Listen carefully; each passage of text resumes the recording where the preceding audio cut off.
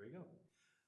Hi, I'm Tyler. This is Regan Shorter. And we are here in Regan's beautiful studio space today to talk about why we two professional photographers might choose full-frame cameras over an APS-C.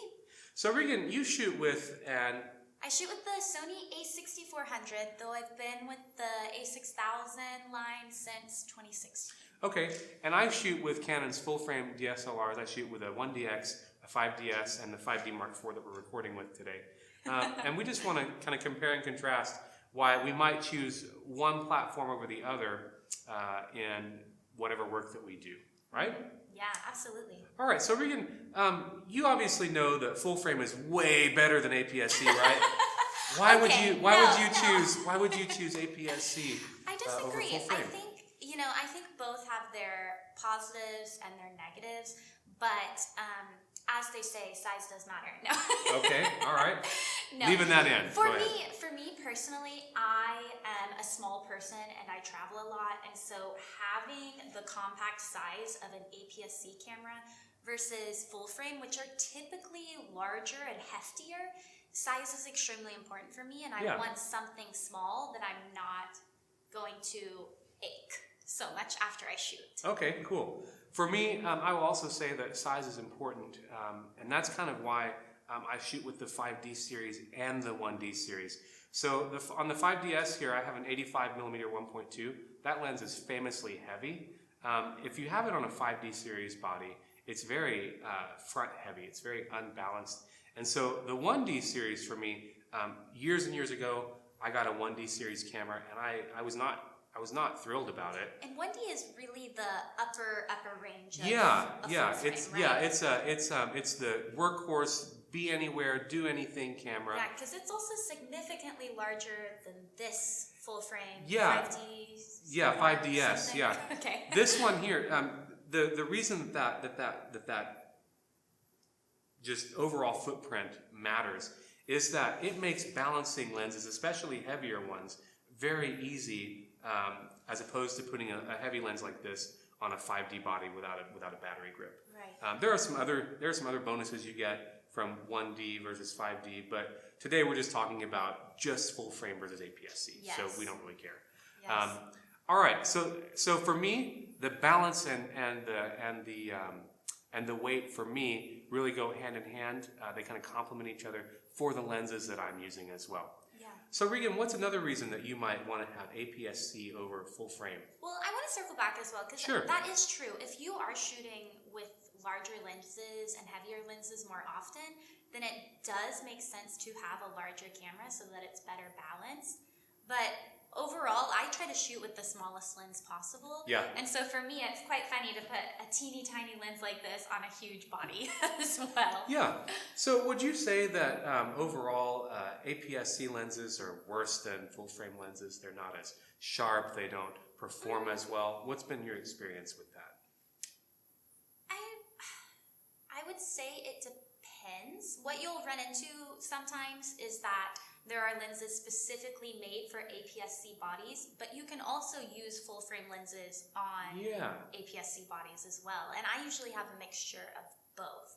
So when I do want a little more clarity, or maybe I do want the ability to stop down to a lower aperture, I might use a bigger lens.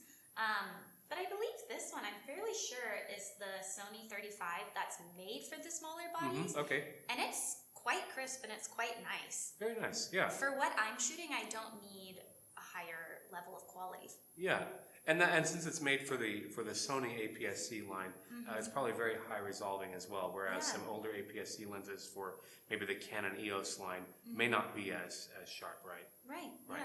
I think it truly just depends. I'm always a proponent of renting equipment before you buy, just so you know what you're getting into. Yeah.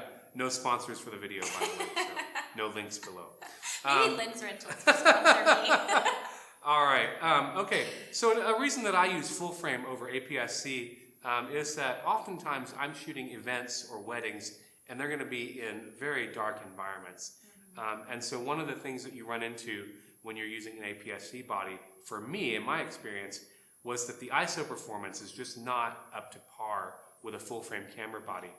It's not the same level. Right. That's true. Yeah. So when you are shooting a wedding reception and it's in some kind of a tent and it's dark outside, you have to use flash. But if you don't have flash, you run out of batteries, what have you, having that full frame sensor with cleaner images at the end of the day can save you from a wrecked shoot. I can't tell you how many times I've seen somebody come back from an event where they had their Canon 70D or Nikon, D7000 or whatever, and they show me their images and they say, yeah, I got so much grain in my shot. What did I do wrong? And it's not that they did anything wrong. It's just that smaller sensors smaller sensors are just noisier. Do you run into that in your work when you shoot with the Sony A60 something 100? I'm gonna be honest, I rarely shoot at higher than ISO 640. Okay. With what I do, I'm normally shooting at ISO 100. I'm in bright, well-lit spaces in the studio, or it's typically I'm shooting on a bright day if I'm using natural light. So I usually do not need to raise my ISO. But I mean, like you said, if you are someone that is shooting a lot of events or a lot of things in low light, that is definitely something to consider, because a major factor for me as well is APS-C bodies are a lot cheaper, right? Okay. It's less of an expenditure up front. And so it kills me inside, right? It kills me inside to see people who don't necessarily know how to fully utilize their equipment immediately jump into full frame and spend all that additional money when when a smaller sensor might work well for their needs and for what they're using it for. Yeah, so maybe a pro that is starting out, or somebody who has a limited clientele, and they kind of know where they're going to be shooting. Maybe they have a space. Maybe they're always going to shoot on sunny days. Maybe always they can shooting the same kind of environment. Yeah, maybe they can grow into a system from the APS-C line into a full frame line maybe later on, or maybe they just decide that APS-C is good enough for them for the longevity of their career. Yeah, absolutely. I have nothing against full frame cameras. I rent them on occasion if I find that I need them. However, I rarely need that level of resolution or low light capabilities with ISO. Typically, this is fine for me, and the size is right. Okay, cool. So and the price is right. Yeah, sometimes. Now, it does bear mention that some of the newer APS-C bodies, for example, the Fuji X-T4, is now $1,700. At that point, it's that puts it right in striking range of a lot of full frame bodies. Right. So for me, I would still, even at that price, I would still choose a smaller body because size is important to me. When I had a larger body, even though it was cropped, I found that I was rarely pulling it out and using it unless I was getting paid for it that time, just because it was so cumbersome for me to just carry around. Whereas something like this, I am more likely to keep on me, and to bring on trips. Okay, yeah. Which might bring us to our next point. So a few years ago, I went to Italy and I had my 5D Mark II at the time, and I carried that camera with me everywhere. I don't know how you do it, Tyler. I don't know how you do it. Doesn't your back hurt? Here's the trick that I used. So I brought a lot of lenses with me as well, and it turned out that I only needed really one of those lenses, and it was a lens that I would go on to buy later on. It was the Sigma 35mm f1.4 Art. Oh, I love that lens. What we're recording with now. Oh, it's a wonder. Oh, the contrast and everything on it is really nice. Well, when you travel, what I found when I traveled was that 35mm was just this really sweet lens. It's my favorite focal length. You could get buildings and architecture. But in a pinch, I'm not saying you would do this for paid work, but in a pinch, you could also use it for a portrait in a coffee shop. You could use it for a photo of your friend next to the Trevi Fountain, for example, things like that. And so for traveling, you raise an interesting point about size as well. So what would you take with you when you travel to France or to Italy or something like that? When I am traveling, I always take this 35mm because it's quite small, but if I'm being honest, if I don't need a ton of clarity and power, I really like the kit lens that comes on this. Okay. Because it is this big, and it is so easy to just throw it in your bag, and it doesn't take up much space at all. Even this sometimes I feel protrudes a little too much, and might make me want to leave it at home. But if I know that I'm going to be shooting in low light, or I do need a lower f-stop, I do have the, what is it? The Sigma 16 1.4 that I use for at night. Yeah, but it is bigger. Lens. It's like twice the size of this, and I really don't like carrying it around unless I know I'm going to use it. Right. And that is a criticism of lens design as well. Is sometimes you get these great, gorgeous lenses, and they are just ridiculously it's just too large big and too heavy. And I will say, even with the 35 millimeter, it's not the biggest lens in my bag, right? Right. But if I want to use the 5D Mark IV on a gimbal, for example, that lens basically doubles the weight of that package by itself. And so for video work and things like that, I would probably in that case rather have something a little bit more squat, a little bit more a little lighter, a little compact, and so so that might be another reason that you might go for APS-C over full frame, right? And that's the thing as well, is when I'm traveling, I'm vlogging and I'm shooting stills, so it's a mixture of both. So I want something that is not too distracting or obtrusive if people see me walking around talking to myself. Right. Doesn't draw too much attention, and that I am able to hold in one hand or able to quickly pull up and shoot. Because this is very comfortable. I will say, I've shot with this once and it is very nice. It's well balanced, but I can see myself hitting it on corners walking around. I feel like it's asking someone to mug me, and I don't want to draw attention. Well, see, the marketing point that Canon doesn't include in their material is you can use this as a weapon when somebody comes to mug you. Someone out. And I will say that this is not true of all full frame cameras, but kind of going off track to just the 1D series here. If you are a photographer who you just need a camera to do everything every time. Every time you turn it on, it's going to take the shot. The 1D series really does that for you. I've shot with the 1D series now for 4 years at least. And even though even though this is a heavy body, I will give you that concession any day of the week. When you use it, like you said, it's very balanced. Much more balanced than you thought it was going to be when you looked at it sitting there and you're like, oh my goodness, that's a brick. It's like half the size of my forearm. It's bigger than my head almost.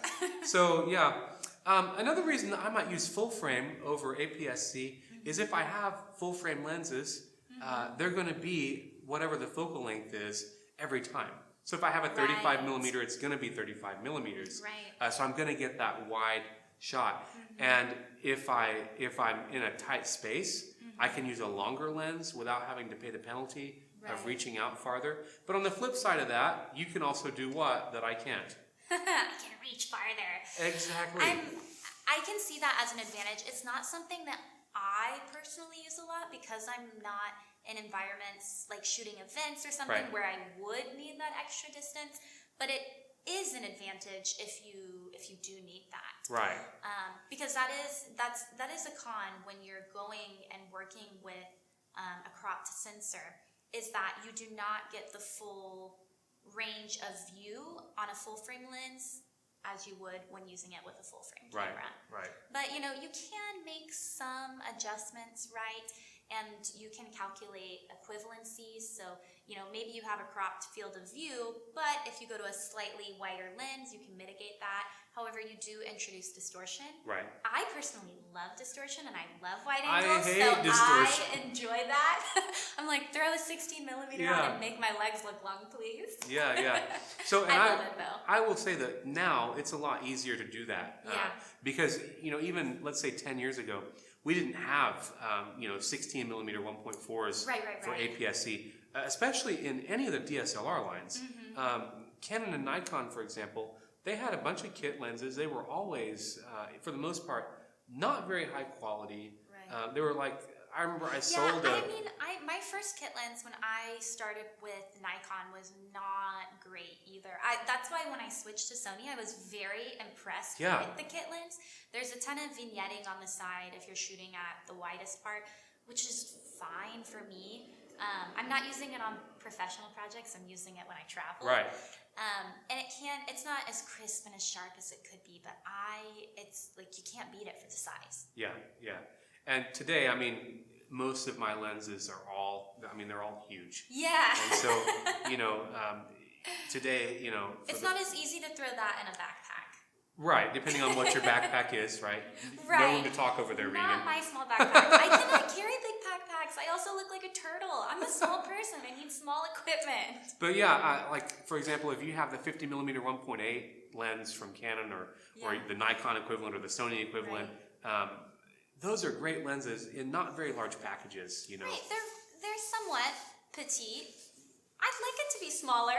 Yeah, I mean, they're not much bigger than this. No, yeah, they're about this size. And truly, I mean, this one I put it on and I think that's too big. Yeah, So. yeah. Depending on where you are, like if you're out traveling or something like that. Right. And I can't tell you how many times I have walked through a door with this on my shoulder and bumped a lens or bumped the body on a doorway or something like that. So Regan, we've been talking about reasons that professionals might choose full frame over APS-C. I think we came up with some good reasons, right? Yeah, absolutely. Am I going to get you to change to full frame next year? No. Am I changing to APS-C next year? No. Are we switching brands or anything like that next year? I don't know. I'm not very brand loyal. I could switch if it's right. The point of that is that we just made this video not for clickbait purposes or anything like that. Right. You won't see us doing anything fancy in our thumbnail or anything. But we just thought it'd be fun to make a video on why you would choose APS-C over full frame, and why you can also be a professional and do that. It's not just because you're an amateur. It's not because you're learning. It's not because you're a student. You can have valid reasons to be a professional and shoot APS-C, especially today. Maybe you couldn't say that 10 years ago, Right. but the bodies today are very comparable between platforms. And I really think it's all about understanding your needs and the type of gear that you need to fit those. Yeah. Yeah. What will serve you best. Right.